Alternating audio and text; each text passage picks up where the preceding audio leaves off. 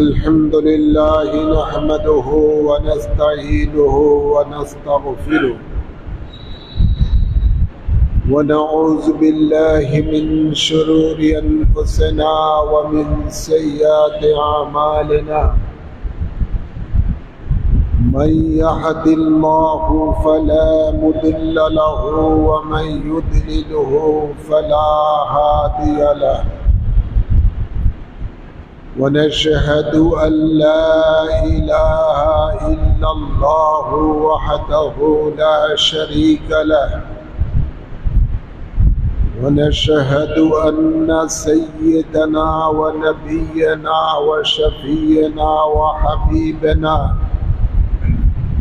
ورؤوفنا ورحيمنا وملجأنا ومأوانا ومرشدنا محمد وعلى آله وأصحابه أجمعين إلى يوم الدين أما بعد فأعوذ بالله من الشيطان الرجيم بسم الله الرحمن الرحيم يا أيها الذين آمنوا اتقوا الله وابتغوا إليه الوسيلة وجاهدوا في سبيله لعلكم تفلحون إن الله وملائكته يصلون على النبي يا أيها الذين آمنوا صلوا عليه وسلموا تسليما اللهم صل على سيدنا مولانا محمد سيدنا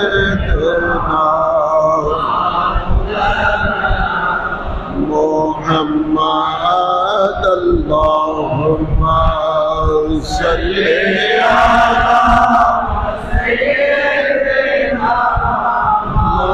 مولانا محمد سيدنا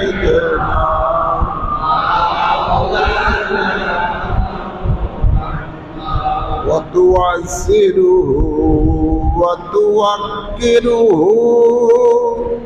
قرآن تے گھوشنا نبی جی کے تعظیم کرا ایماندار نشانہ اللہم صلی علی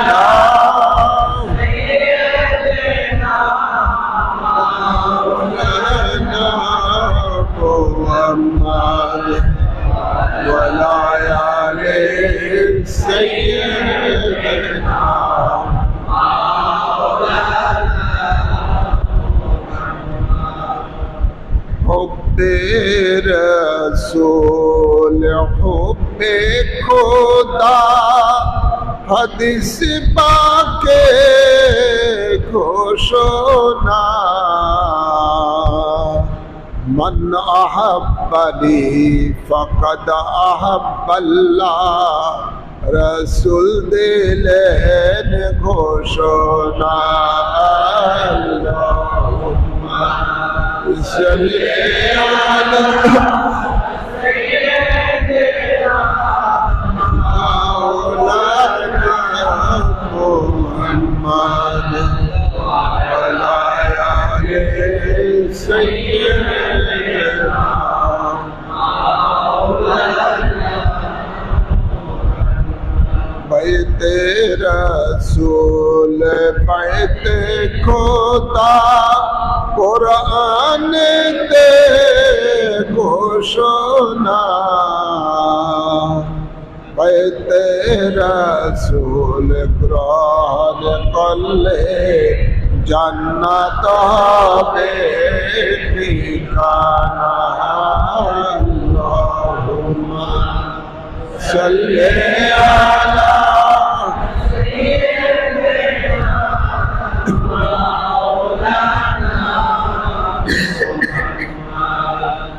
वाला आले सय्यदना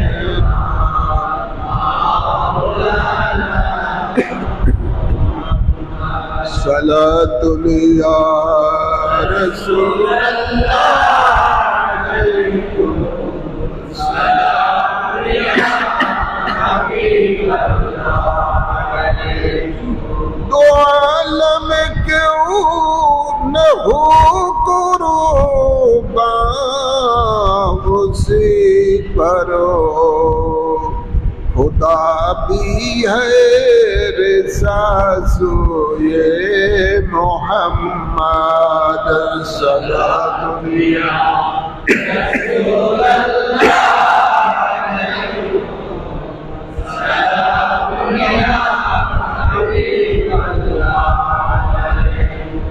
या रब्बो दिखा दो मदीना कैसे जन्नत है जहाँ पर मौला तेरे रहमत रातों दिन बरसते हैं सलातुल या रसूल अल्लाह अलैकुम सलाम या हबीब गुलाम रसूल करी गुलाम रसूल रखे गुलाम रसूल पर उठा ऐ गुलाम पेशवाए सैयद आबिद शाह के वास्ते सलातुल या रसूल अल्लाह अलैकुम सलाम या हबीब अल्लाह सम्मानित मुसल्लियान किराम আসুন আমরা মহান রব্বুল ইজ্জতের দরবারে শুকরিয়া আদায় করি যিনি আমাদের সকলকে দয়া করে মায়া করে পবিত্র জুমার নামাজ আদায় করার জন্য ঐতিহ্যবাহী বাইতুল জামে মসজিদে আসার তৌফিক দান করেছেন এই জন্য সকলের শুকরিয়া দান করি আলহামদুলিল্লাহ असंख्य असंख्य दुरूद सलाम पेश करছি सरकारे दो आलम नूर मुजस्सम शफीउल मुज़नबीन रहमतुल लिल आलमीन এর কদম মোবারকে আল্লাহুম্মা আমিন বলি সাথে সাথে আর অসংখ্য দুরূদ সালাম পেশ করছি আলে রাসূলগণের কদম মোবারকে আল্লাহুম্মা আমিন আল্লাহ তাবারক ওয়া তাআলা পবিত্র কালামে পাকে ইরশাদ করেন या अय्युहल्लज़ीना आमनु तक़ुल्लाहा वब्तगू इलैहिल वसीला वजाहिदू फी सबीलिही लअल्लकुम तुफलिहून सुबहानाल्लाह এই আয়াতে কারীমার মধ্যে আল্লাহ তাবারক ওয়া তাআলা তিনটি নির্দেশনা ঈমানদারের উপরে দিয়েছেন একটি হলো তাকওয়া দ্বিতীয়ত হলো উসিলা তৃতীয়টি হলো জিহাদ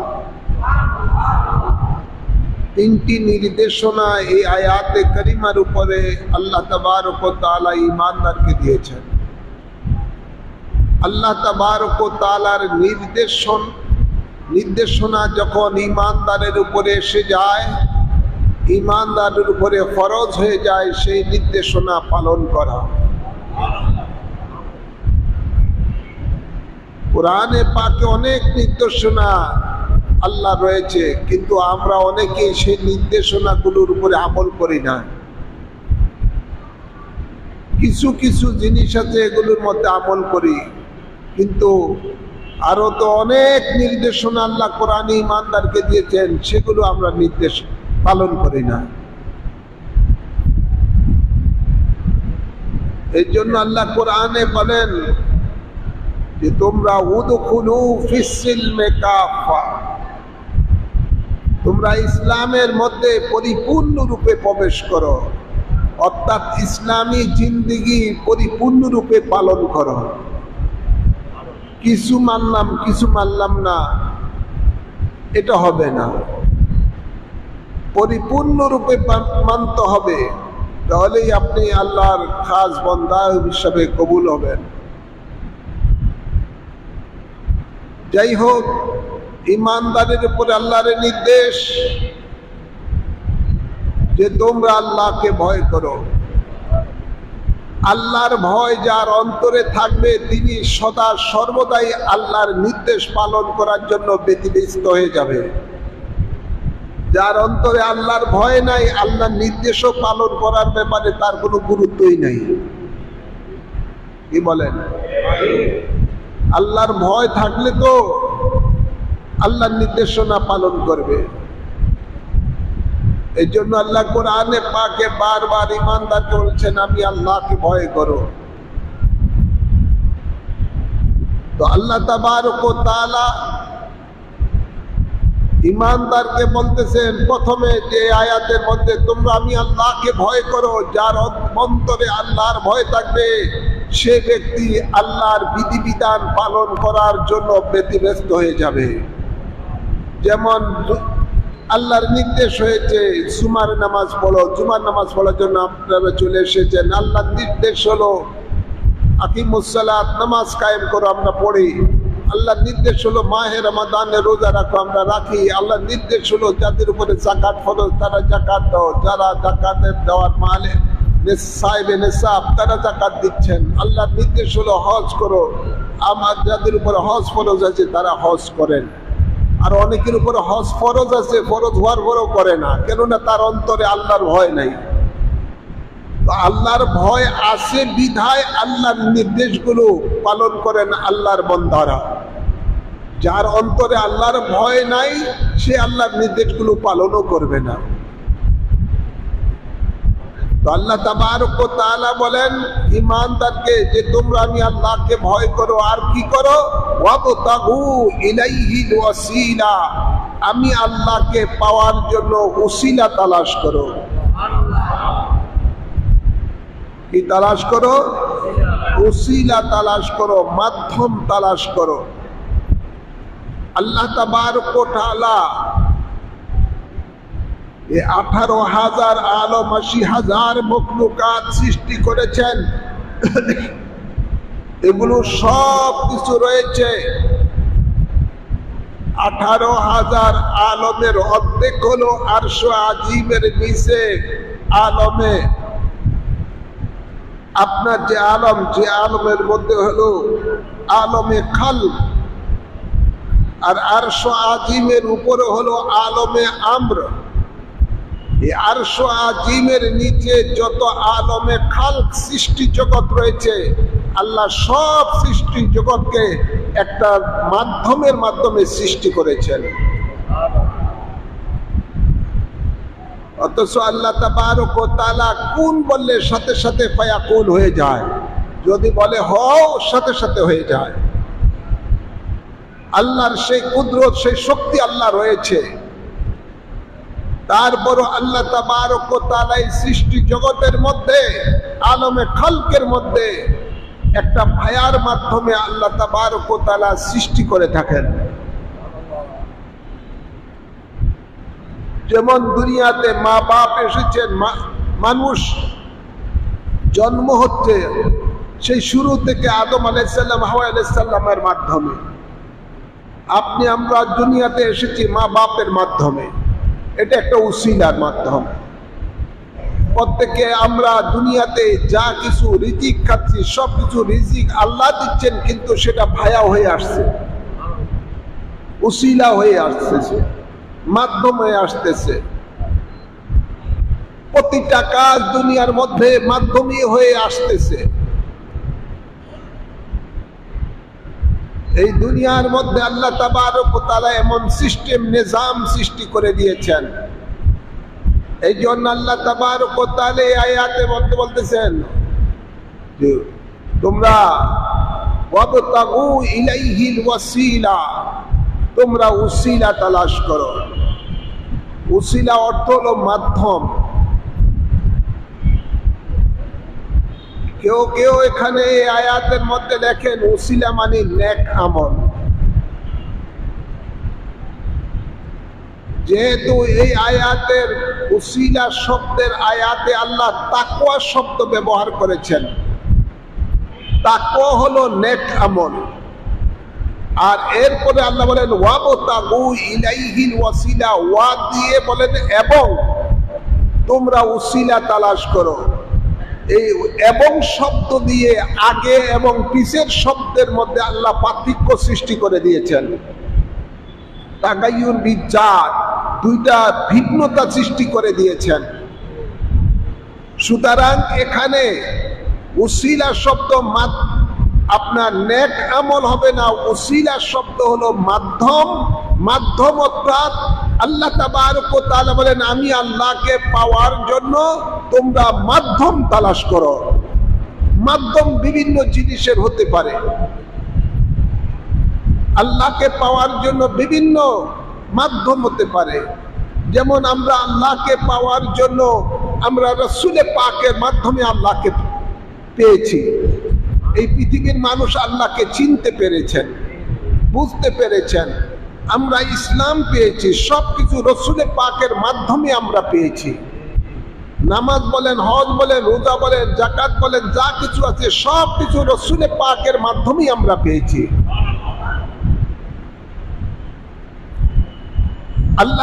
আল্লাহর হাবিব রাহমাতুল্লিল আলামিন বলেন আল্লাহু ইউতি ওয়া আনা কাসিম।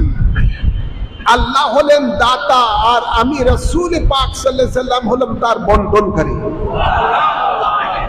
তো দাতা তো আল্লাহ, কিন্তু আল্লাহ ডাইরেক্ট না দিয়ে তার হাবিবের মাধ্যমে সেটা বন্টন করতেছেন। যেমন সরকারের মাধ্যমে কিছু জিনিস দেশের জন্য বরাদ্দকৃত হয় বিভিন্ন জায়গা, সেই বরাদ্দটা ডাইরেক্ট আসে না, এই বরাদ্দটা বিভিন্ন মাধ্যমে আসে জনগণের কাছে। ঠিক এমনই কিছু রয়েছে আমল, বলেন সেটা নেক আমল হোক, বিভিন্ন ধরনের হোক, সেটা মাধ্যমেই আল্লাহ তাবারক ওয়া তাআলার কাছে সেটা পৌঁছে। সেখানে আমরা নেক আমল করি। এই নেক আমলটা আল্লাহ সব কিছু দেখেন, জানেন, শুনেন। তারপর আল্লাহ আমাদের নেক আমলের জন্য আল্লাহর দরবারে পেশ করতে, বান্দার নেক আমলের জন্য প্রত্যেক মানুষের জন্মের সাথে সাথে একজন ফেরেশতা আল্লাহ সৃষ্টি করে দেন। আবার একটা শয়তানও সৃষ্টি হয়। শয়তানের কাজ হলো মানুষকে গুনার দিকে ধাবিত করা, আর ফেরেশতাদের কাজ হলো মানুষকে নেক আমলের মধ্যে উৎসাহিত করা। আর এই বান্দার ভালো মন্দ যা কিছু হচ্ছে আল্লাহ তাবারক ওয়া তাআলা এই বান্দার এই আমল নামাগুলো আল্লাহর দরবারে পেশ করার জন্য আল্লাহ কেরামুল কাতিবিন দুইজন ফেরেশতা সৃষ্টি করেছেন। দুইজন ফেরেশতা দুই কাঁধের মধ্যে থেকে তারা সেগুলো লিখতেছেন, আবার এগুলো আল্লাহর কাছে তারা জমা দিবেন। তো আল্লাহর দপ্তরে জিনিস বান্দার আমল নামা জমা দেওয়ার জন্য আল্লাহ আবার এখানে মাধ্যম রেখেছেন ফেরেশতা। কথা বলছেন না? তো মাধ্যম ছাড়া কোনো কিছুই আল্লাহ এই বাকি রাখেন নাই, সব কিছু একটা মাধ্যমের মধ্যে হয়েছে। আমাদের সমাজের মধ্যে কিছু মুনাফিক আছে যারা উসিলা মানাকে শিরক বলে থাকে।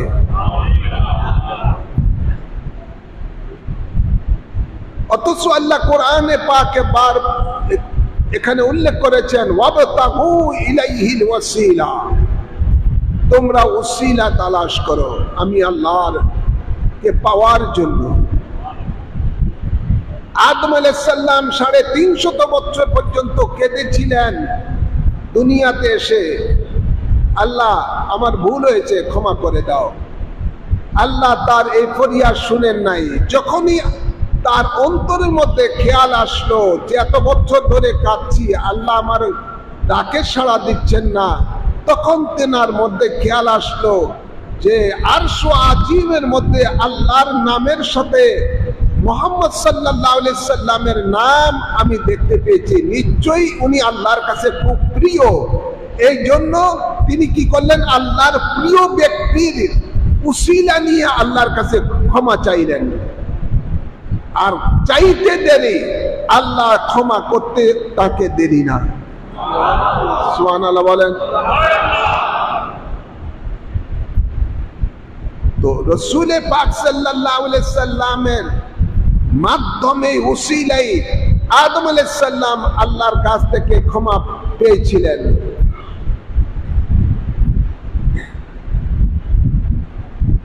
ঠিক এমনি ভাবে যত নবী রাসূল আল্লাহ দুনিয়াতে প্রেরণ করেছেন, প্রত্যেক নবী রাসূলগণকে আল্লাহ কিছু কিছু ওনাদেরকে আল্লাহ পরীক্ষা করেছিলেন, প্রেমের পরীক্ষা। সেই পরীক্ষার মধ্যে যত নবী রাসূলগণ কামিয়াবি হয়েছেন, প্রত্যেকেই আমাদের নবীর উসিলায় কামিয়াবি হয়েছেন।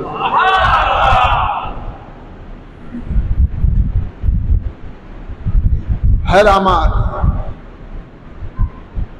আল্লাহর নবী, দয়াল নবী, রহমতের নবী, গায়েবের সংবাদদাতা নবী, জানেন যে তার উম্মতের মধ্যে কিছু মুনাফিক আছে, উসিলাকে অস্বীকার করবে।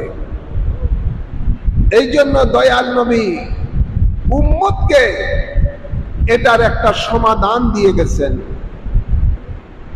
এই সমাধান নাসাই শরীফের মধ্যে হাদিস উসমান ইবনে হানিফ রাদিয়াল্লাহু তাআলা আনহু থেকে বর্ণিত।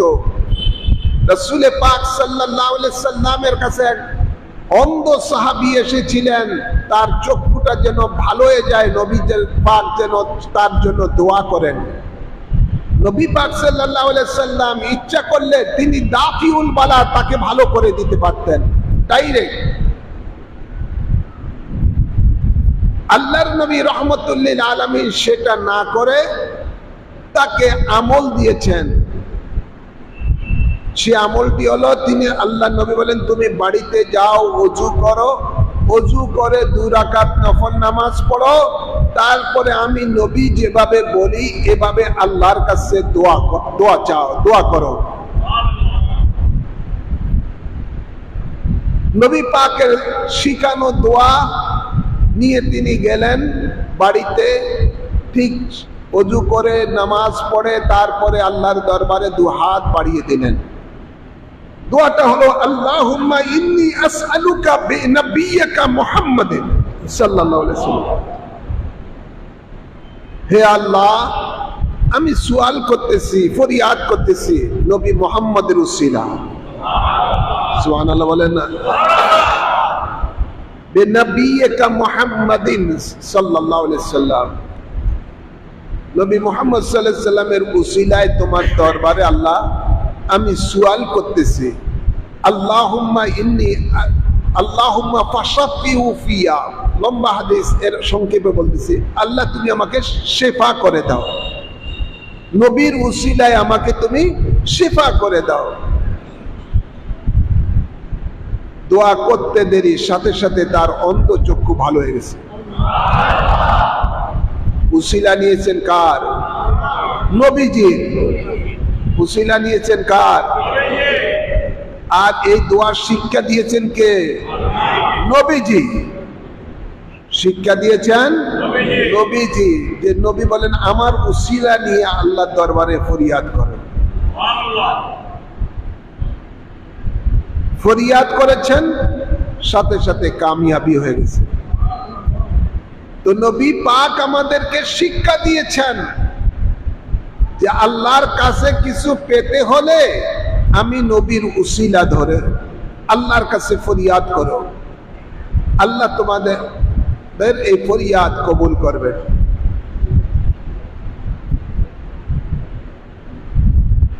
গভীর খেয়াল করে শুনুন, সাহাবায়ে কেরামের তদ্রূপ আকীদা। হযরতে উসমান ইবনে হানিফের কাছে একজন মানুষ এসে বলেন, হুজুর আমার একটাও কেস, উসমান জিন নুরাইন ওই সময় খলিফাতুর রাসূল ছিলেন, হুকুমতের দায়িত্বে ছিলেন, ওনার আদালতে আমার একটা কেস অনেকদিন পর্যন্ত পড়ে আছে, এটা সমাধান হয় না, আমার জন্য যদি আপনি সুপারিশ করতেন তাহলে হয়তো বা এটার একটা সমাধান হয়ে যেত। হযরতে উসমান ইবনে হানিফ, যার থেকে এই হাদিসটা বর্ণিত, তিনি বলেন, দেখো আমি কারো কাছে গিয়ে কিছু সুপারিশ করা এটা আমার অভ্যাসে নাই, তোমাকে আমি একটা আমল দিয়ে দেই, আমি যে আমলটা নবী পাকের থেকে শুনেছি। ঠিক তুমি বাড়িতে যাও, ওযু করো, 2 রাকাত নফল নামাজ পড়ো, আর নবী পাকের উসিলা নিয়ে আল্লাহর কাছে ফরিয়াদ করো, আল্লাহ যেন তোমার এটা সমাধান করে দেয়, কেসের জন্য একটা সমাধান হয়ে যায়। ঠিক এভাবেই তিনি দোয়া করলেন। করে পরের দিন হযরত উসমান জিন নুরাইন রাদিয়াল্লাহু তাআলা নূর দরবারে গেলেন। যাওয়ার সাথে সাথে উসমান জিন নুরাইন রাদিয়াল্লাহু তাআলা ওনাকে খুব সম্মান করে ওনাকে কাছে আনলেন ডেকে, এবং বললেন, তোমার কি সমস্যা বলো। বললেন, তিনি সাথে সাথে সেটার সমাধান দিয়ে দিয়েছেন। সমাধান পাওয়ার পরে ওই ব্যক্তি উসমান ইবনে হানিফের কাছে গেলেন যে, হুজুর আমার জন্য বুঝি আপনি সুপারিশ করছেন। কয়, না না, আমি তোমার জন্য সুপারিশ করি না, আমি নবীর একটা আমল তোমাকে শিক্ষা দিয়েছি মাত্র। তো সাহাবায়ে কেরামের আমল নবী পাকের উসিলা নিয়ে আল্লাহর কাছে ফরিয়াদ করা, মাযহাবের ইমামগণের আমল উসিলা নিয়ে, আল্লাহর মাহবুব বান্দাদের উসিলা নিয়ে আল্লাহর দরবারে ফরিয়াদ করা। হযরত ইমাম শাফি রহমতুল্লাহ আলাইহি কোন মাসালার যদি নেকদের সমাধান না পেতেন, তিনি হযরতে ইমাম আবু হানিফা রহমতুল্লাহ আলাইহির মাজার শরীফে যেতেন, যে সেখানে 2 রাকাত নামাজ পড়তেন, হযরতে ইমাম আবু হানিফার উসিলা নিয়ে এটা সমাধান চাইতেন, সাথে সাথে সমাধান পেয়ে যেতেন। সমস্ত তরিকতের আকীদা উসিলা ধরা জায়েজ। আমাদের দেশে কত মুনাফিক রয়েছে, উসিলা ধরাকে নাজায়েজ বলে। অথচ এই মুনাফিকগুলি নিজের স্বার্থের জন্য বিভিন্ন মানুষের কাছে, বিধর্মীদের কাছে পর্যন্ত ধর্ণা দেয় বিভিন্ন কাজের জন্য। তো তাদের কাজ হাসিলের জন্য তারা উসিলা ধরতে পারে বেঈমান মুনাফিক দিয়ে দিন দেয় ইহুদি নাসারাদের, এটা তাদের জন্য জায়েজ। নাউজুবিল্লাহ বলেন। অথচ আল্লাহর নবীর উসিলা, আউলিয়া কেরামের উসিলা, আল্লাহর মাহবুব বান্দাদের উসিলা কে তারা শিরক বলে।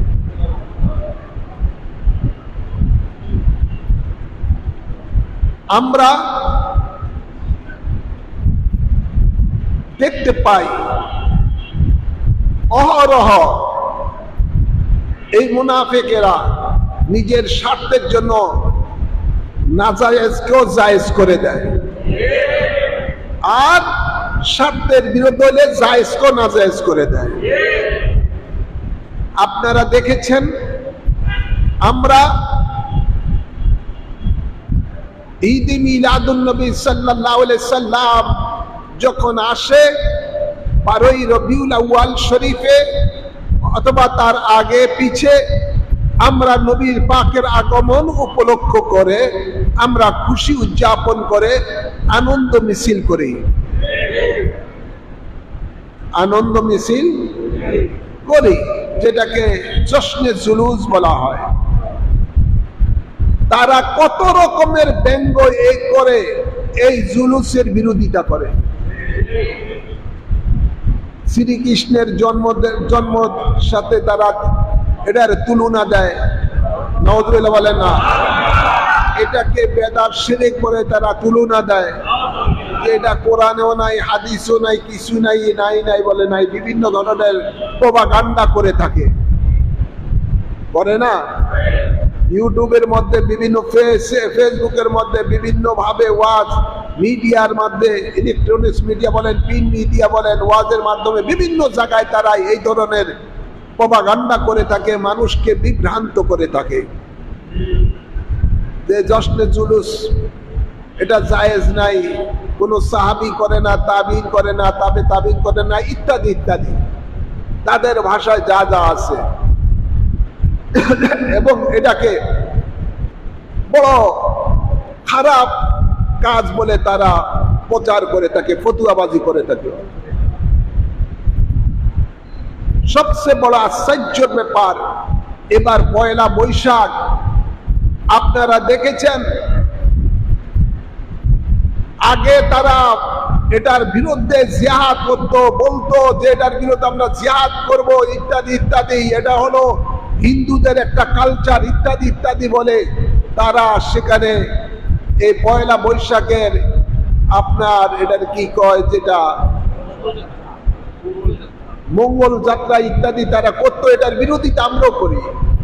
আমি নিজেও বহুবার এর বিরুদ্ধে বক্তব্য দিয়েছি, মঙ্গল যাত্রার বিরুদ্ধে। এবছর তারা যা করলো, জাতি আশ্চর্য হয়ে গেল।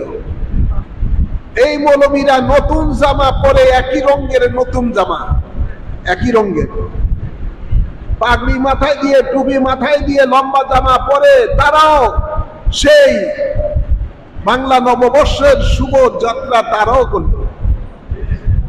করছে না? সাথে সাথে আবার মূর্তিও দেখা যায় পিছনে আছে, নাউযুবিল্লাহ বলেন না, মূর্তিও আছে। বিভিন্ন মূর্তি নিয়ে তারা মিছিল করতে পারে, ওটা জায়েজ তাদের কাছে।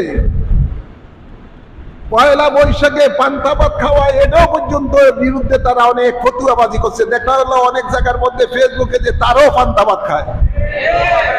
কিরে বাবা, তোমাদের জন্য যেটা স্পষ্ট বেদাত, যেটা কোরআনে নাই, হাদিসে নাই, কোনো ফুকায়ে কেরাম করে নাই, কোন আউলিয়া কেরাম করে নাই, বলতে কোনো বুজুর্গানে দ্বীন করে নাই, ইসলামের ধারে কাছে তার কোনো দলিল নাই, সেটা তুমি তোমাদের কোন স্বার্থের জন্য, কাকে খুশি করার জন্য তোমরা এটাকে জায়েজ মনে করে ওই দিনই তোমরা এই কি করো, শোভাযাত্রা করো।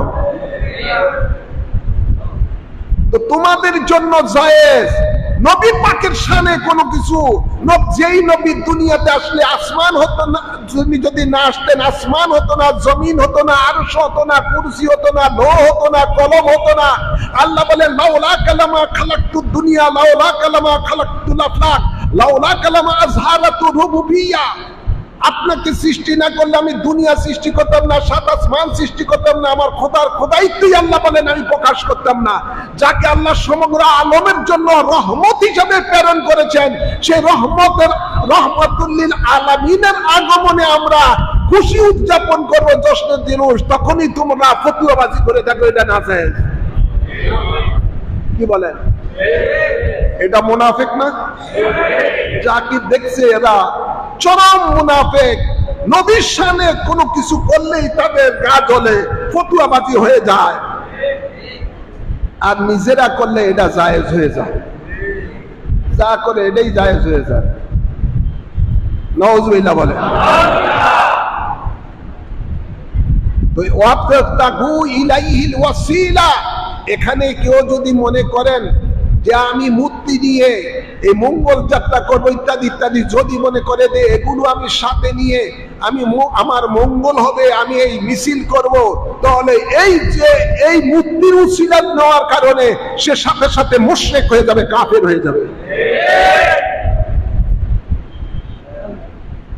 এমন কোনো কিছুকে উসিলা করা যাবে না যেটা আল্লাহর সাথে ডাইরেক্ট শিরক হয়ে যায়।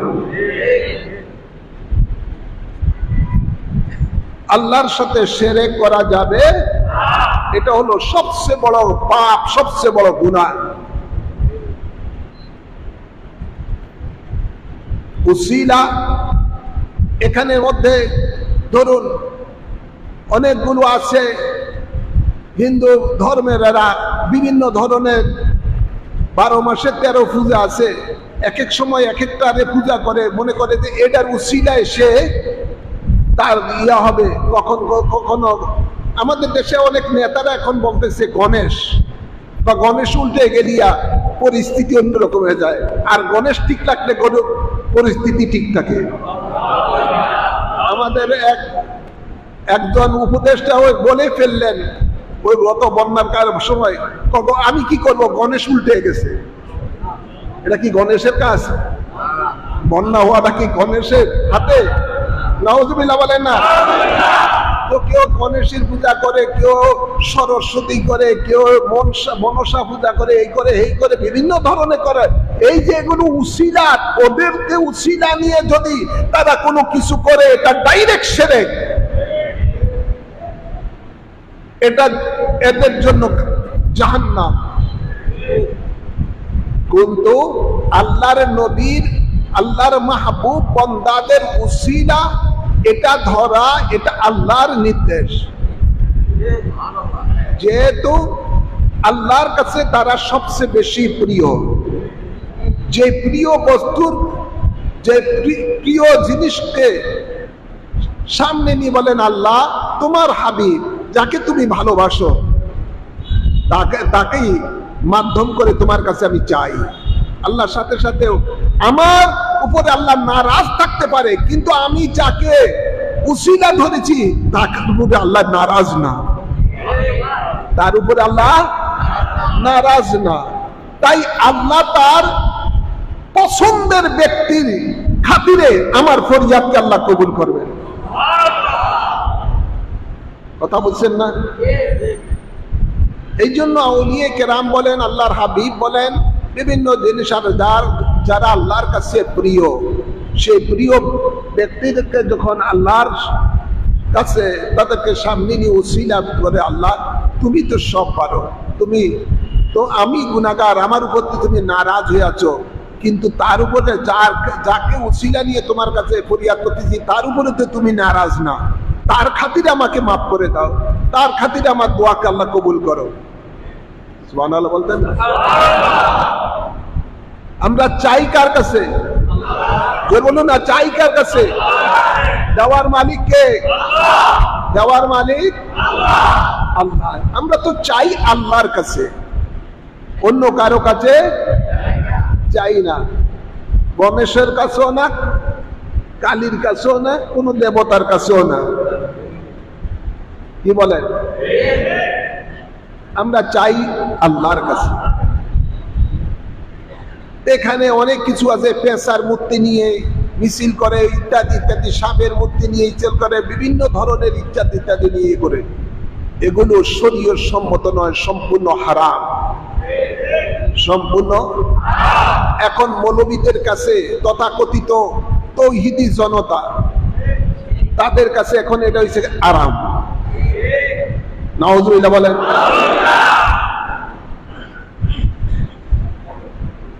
ভাইয়ের আমার, বাবার আমার, এই মুনাফেকের দেখতে, মুনাফেকের ব্যাপারে আপনারা সাবধান থাকবেন। এগুলো নিজের স্বার্থের জন্য সবকিছু জায়েজ, যখন নবী পাকের শান ও মানের কথা আসবে তখনই তাদের কাছে নাজায়েজ, তখনই সেটা কি হয়ে যায়? নাজায়েজ। এটাই হলো মুনাফিকের চিহ্ন। তো আল্লাহ তাবারক ওয়া তাআলার দরবারে আমরা চাইব নবী পাকের, আল্লাহর মাহবুব বান্দার উসিলা নিয়ে। আল্লাহ কবুল করুন, আমিন বলেন। এরপরে আয়াতে কারিমের মধ্যে আল্লাহ বলেন, ওয়াজাহিদু ফি সাবিলিহি লাআল্লাকুম তুফলিহুন। তোমরা আমি আল্লাহর রাহে জিহাদ করো, তাতে করে তোমরা সফলতা লাভ করতে পারবে। সুবহানাল্লাহ বলেন না? দুনিয়ার সফলতা, আখিরাতের সফলতা, সর্ব জায়গার সফলতা যদি আমরা পেতে চাই, আল্লাহর পথে জিহাদ করতে হবে। আল্লাহর পথে জিহাদ করবেন কিভাবে? আল্লাহর যারা দুশমন, সেই দুশমনের বিরুদ্ধে জিহাদ করতে হবে, যেটা আল্লাহর নবী স্বয়ং নিজে করে উম্মতকে শিক্ষা দিয়েছেন। আল্লাহর নবী নিজে 27টি যুদ্ধের সেনাপতির দায়িত্ব পালন করেছেন, নিজে জিহাদ করেছেন। তো নবীর কর্মই হলো উম্মতের জন্য ধর্ম, নবীর কর্মই আমাদের জন্য ধর্ম। নবী নিজে জিহাদ করেছেন ইসলামের দুশমনের বিরুদ্ধে। নবী পাকের সাথে সাহাবায়ে কেরামেরও নিজেরা শহীদ হয়েছেন, কেউ গাজী হয়েছেন আল্লাহর দুশমনের বিরুদ্ধে জিহাদ করে। এটা আল্লাহর নির্দেশ জিহাদ করা, এটাও ঈমানদারের উপরে ফরজ আল্লাহর দুশমনের বিরুদ্ধে জিহাদ করা। এখন যদি আপনার শক্তি থাকে তাহলে অস্ত্র নিয়ে এই আল্লাহর দুশমনের বিরুদ্ধে জিহাদ করতে হবে। এটা হলো ফার্স্ট ক্লাস ঈমানদারের কাজ। যদি সেটার সামর্থ্য না থাকে তাহলে সেকেন্ড ক্লাস ঈমানদারের কাজ হলো আল্লাহর দুশমনের বিরুদ্ধে মুখে মুখে প্রতিবাদ করা। এই প্রতিবাদ করাটা হলো জিহাদ। যেমন বুখারী শরীফের মধ্যে হাদিস রয়েছে, আফজালুল জিহাদে কালিমাতুল হক ইনদা সুলতানিন আযজার। নবী পাক বলেন সবচেয়ে বড় জিহাদ হলো জালেমের বিরুদ্ধে হক কথা বলা। কি কথা বলা? হক কথা বলা। যদি হক কথা না বলা হয়, দয়াল নবী বলেন আসাকিতু আনিল হককে শয়তানিন আখরাস। যে হক কথা বলে না, নবী বলেন এইটা হলো বোবা শয়তান। কি শয়তান? বোবা শয়তান, হক কথা বলে না। তো আজকে 3 নম্বর স্তরের ঈমানদার হলো আল্লাহর দুশমনের বিরুদ্ধে সে যদি অস্ত্র না ধরতে পারে, মুখে মুখে প্রতিবাদ না করতে পারে, এটা হলো থার্ড ক্লাস ঈমানদারের কাজ, যে অন্তরে অন্তরে আল্লাহর দুশমনদেরকে ঘৃণা করা। আমরা আজকে সময় এসে গেছে আমাদের, আমরা কোন স্তরের ঈমানদার থাকবো? কথা বলছেন না? আজকে ইসরায়েল আমেরিকার সহযোগিতায় যেভাবে নির্মম ভাবে ফিলিস্তিনি মুসলমানদেরকে হত্যা করতেছে, বিভিন্ন দেশের উপরে হত্যাযজ্ঞ চালিয়ে যাচ্ছে, আমাদের উপরে এখন ফরজ হয়ে গেছে। অনেক দূর তো যদি কাছে হতো তাহলে আমি অন্তত জিহাদের ময়দানে 1 নম্বরে থাকার চেষ্টা করতাম। যা কিছু আছে, কিন্তু দূরত্বটা অনেক দূরে হয়ে গেছে। মনে ইচ্ছা আছে কিন্তু সেই শক্তি নাই। কিন্তু একটা শক্তি আমাদের মধ্যে আছে, হাজারো মাইল দূরে হলো এই আল্লাহর দুশমনের বিরুদ্ধে আমরা প্রতিবাদ করতে পারি। পারি কি পারি না? হাত তুলে দেখান, পারি কি পারি না?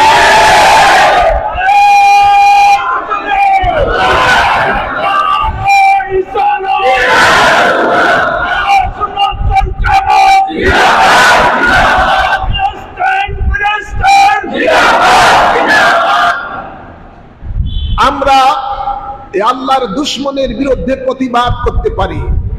এই প্রতিবাদ তো জিহাদের শামিল, এই প্রতিবাদ তো জিহাদের শামিল অন্তর্ভুক্ত। বিভিন্ন দলেরা একত্রিত হয়ে গত 12 তারিখে, যাদের সাথে অধিকাংশ ব্যক্তিদের সাথে আমাদের আদর্শিক দ্বন্দ্ব, ওরা তৌহিদি জনতা দাবি করে, ওরা বিশাল একটা, এর মধ্যে আমাদের অনেক সুন্নি জনতা উপস্থিত হয়েছেন শুধু ফিলিস্তিনিদের খাতিরে। বহু সুন্নি আলেম ওলামা এবং পীর মাশায়েখগণ সেটাকে সমর্থন দিয়েছেন শুধুমাত্র ফিলিস্তিনি সহমর্মিতা দেখানোর জন্য। এখন আমাদের সময় হয়ে গেছে, আমরা দেখলাম তাদের বক্তারা বক্তব্য দেওয়ার আগে নারে তাকবীর আল্লাহু আকবার স্লোগান দিয়েছেন, কিন্তু নারে রিসালাতের স্লোগান তাদের মুখে আসে না। এমনকি কোন সুন্নি আলেমদেরকে পর্যন্ত তারা স্টেজে উঠতে দেয় না, বক্তব্য তো দূরের কথা, নামও প্রকাশ করে না। এখন আমাদের সময় গেছে, সকল নবী প্রেমিকগণ যারা নারায়ে রিসালাতের স্লোগানের বিশ্বাসী, আমাদের সময় এসে গেছে এই নারায়ে রিসালাতের ধ্বনি প্রতিধ্বনি আওয়াজে কম্পিত করব ইনশাআল্লাহ আগামী 26শে এপ্রিল রোজ শনিবার। স্থান কোথায়? ঐতিহাসিক সরওয়ার্দী ময়দানে সকাল 8টায় সকলে উপস্থিত হয়ে যাবেন, দুপুর 1টায় শেষ হয়ে যাবে। আমরা সকল সুন্নি জনতা পীর মাশায়েখ আলেম ওলামায়ে ঐক্যবদ্ধ হয়েছি ইনশাআল্লাহ। আমরা আল্লাহর দুশমন, রসুলের দুশমন, ইসলামের দুশমন ইসরায়েলের বিরুদ্ধে আমরা প্রতিবাদ করব। আর ইসরায়েলের দোষর যারা আছে, ইসরায়েলকে যারা অস্ত্র শস্ত্র দিয়ে যারা তাদেরকে মুসলমান নিধনের জন্য কাজ করতেছে তারও প্রতিবাদ করব। আর মুনাফিক গোষ্ঠী কতগুলো আরব কান্ট্রি রয়েছে যেগুলো চুপ হয়ে আছে, ওয়াইসি সহ কতগুলো, এগুলোকে ধিক্কার জানাবো। যেগুলো ইহুদিদের পা চাটা বলা, এগুলো যদি ঠিক মতো ভূমিকা নিত তাহলে এই ইহুদিরা ফিলিস্তিনি মুসলমানকে এভাবে নির্মম ভাবে হত্যা করার সাহস পেত না। যাই হোক, আমি আজ আপনাদেরকে এটা আহ্বান করছি, আশিকানদেরকে নির্দেশনাও দিচ্ছি, আগামী 26 তারিখ অর্থাৎ সামনের শনিবারের পরে, আগামীকাল শনিবারের পরের শনিবার সকাল 8টার মধ্যে ঐতিহাসিক সরওয়ার্দী ময়দান কানায় কানায় ভরপুর করে দিবেন। আমরা নারে তাকবীর আল্লাহু আকবার, নারে রিসালাত ইয়া রাসূলুল্লাহ, কারবালার হাতিয়ার গর্জে উঠুক আরেকবার। দুনিয়ার মুসলিম এক হো জিহাদ করো। যাই হোক, বিভিন্ন আমরা ফিলিস্তিনিদের নির্যাতিত মুসলমানের পক্ষে আমরা আল্লাহর দুশমন ইহুদি নাসারাদের বিরুদ্ধে প্রতিবাদ করব ইনশাআল্লাহ। এই জন্য আপনারা সকলে প্রত্যেক এলাকায় মিটিং করে আপনারা সেটার প্রস্তুতি গ্রহণ করবেন। আল্লাহ তাবারক ওয়া তাআলা আমাদের এই সমাবেশকে কবুল করুন, আমিন বলেন। ওই দিন আমাদের ওই 26 তারিখে আমাদের কর্মসূচি একটাই, ফিলিস্তিনিদের পক্ষে আমরা কথা বলবো। মুসলমানের দুশমন, মানবতার দুশমন, সারা পৃথিবীর মুসলিম জাতির দুশমন ইহুদিদের বিরুদ্ধে আমরা আওয়াজ তুলব। আল্লাহ কবুল করুন। আমা আলাইনা ইল্লাল বালাগ। সুন্নাত।